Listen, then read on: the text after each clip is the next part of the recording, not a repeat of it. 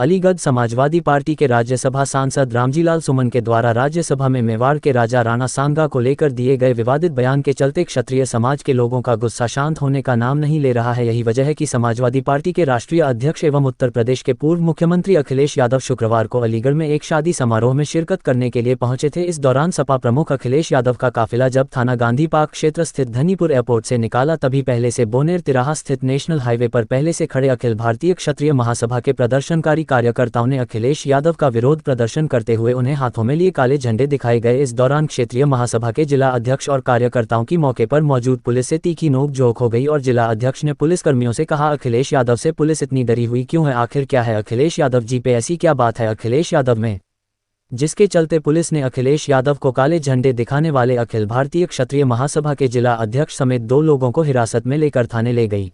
मैं तो इतना ही कहूंगा, क्योंकि आज प्रधानमंत्री जी बनारस में हैं और मुख्यमंत्री जी भी बनारस में हैं।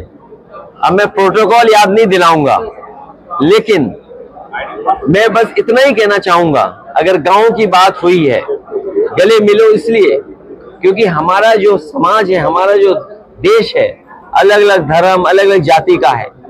हम जितना गले मिलेंगे, हम जितना एक दूसरे को समझेंगे, हम जितना एक दूसरे के त्योहार खुशियों के साथ मनाएंगे, उतना ही हमारा समाज, उतना ही हमारा देश तरक्की करेगा, उतना ही हमारे समाज में भाईचारा बढ़ेगा। और जो बात गोद लेने की या गांव में जाने की है, मैं केवल मुख्यमंत्री जी से ये कहूंगा कि जिसको गोद लिया जाता है उसे अनाथ नहीं छोड़ा जाता है।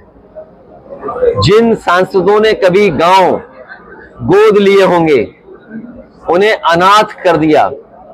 इसलिए मैं भारतीय जनता पार्टी को कहना चाहूंगा, उनके लीडर्स को कहना चाहूंगा कि जो गांव गोद लिए जाते हैं उनको अनाथ नहीं छोड़ा जाता है। क्या आप मानते हैं अभी भी शासन और सुशासन की उत्तर प्रदेश चल रहा है क्या? अध्यक्ष जी, सुरक्षा और सुशासन का जो मुद्दा था भाजपा सरकार का, क्या आप भी आज भी वो योगी सरकार की ताकत मानते हैं आप? मैं न मानूं।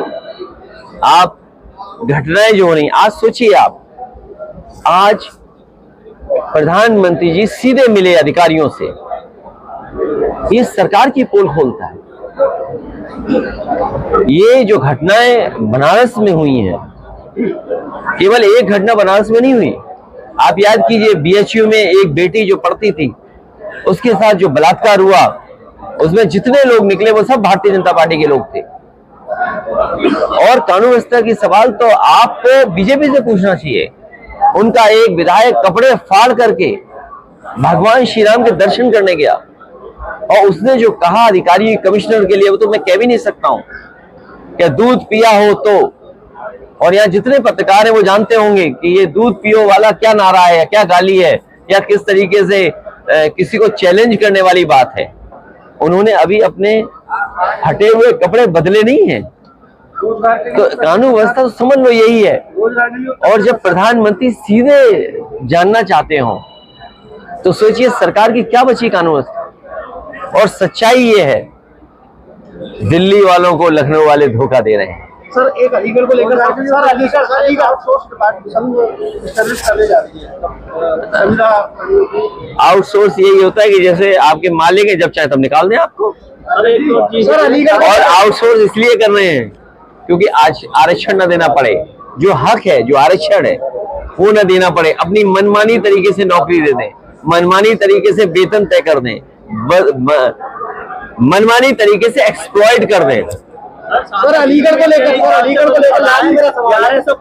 मुस्लिम यूनिवर्सिटी में अब जो हिंदू छात्र हैं मंदिर बनवाने की मांग कर रहे हैं, ऐसे में तमाम कथावाचक भी बयान दे रहे हैं एएमयू कैंपस में मंदिर बनना चाहिए जिस तरीके से तमाम मस्जिद हैं। मैं उन लोगों से कहूंगा, अंग्रेजों के जमाने के जो 2 एक्ट बने, एक BHU बनारस हिंदू यूनिवर्सिटी और एक अलीगढ़ मुस्लिम यूनिवर्सिटी, मैं उन बुद्धिजीवियों से कहूंगा कि दोनों एक्ट को पढ़ लें और उस समय क्या भावना थी, दोनों एक्ट को पढ़ करके उनके समझ में आ जाएगा। क्योंकि आजकल अगर ये आज के माहौल में कुछ चीजों को देखेंगे तो उन्हें कुछ समझ में नहीं आएगा। आज अभी आप छात्रा से भी मिले थे, उनकी परीक्षा मुझे दुख है इस बात का, उस बेटी से मिला। आप में से कई लोगों ने खबर चलाई, कई चैनलों में खबर चली कि उसके पहनावे को लेकर के उसे परीक्षा नहीं लिख पा रही है बेचारी, सर्टिफिकेट नहीं मिल रहा है। इससे बड़ा अनकॉन्स्टिट्यूशनल काम क्या हो सकता है? तभी हमने कहा कि संविधान हमारी ढाल है और ये सरकार और सरकार के अधिकारी संविधान को नहीं मान सकते। इससे बड़ा उदाहरण क्या हो सकता है कि जो कानून, जो संविधान हमें व्यवस्था देता है, जिस संविधान की वजह से हमें हक सम्मान मिल रहा है, वो हमें अधिकारी दे ही नहीं रहे सम्मान। अगर उसका भविष्य अंधकार में जा रहा है तो उसके लिए भारतीय जनता पार्टी की सरकार दोषी है, यहाँ के अधिकारी दोषी हैं कि जिसकी वजह से उसका भविष्य अंधकार में जा रहा है। वक्फ बोर्ड के खिलाफ है हम लोग। जिस तरीके से वो बिल आया है उस बिल को हम लोग कभी स्वीकार नहीं कर सकते। भारतीय जनता पार्टी के बिल को हम कभी स्वीकार नहीं कर सकते।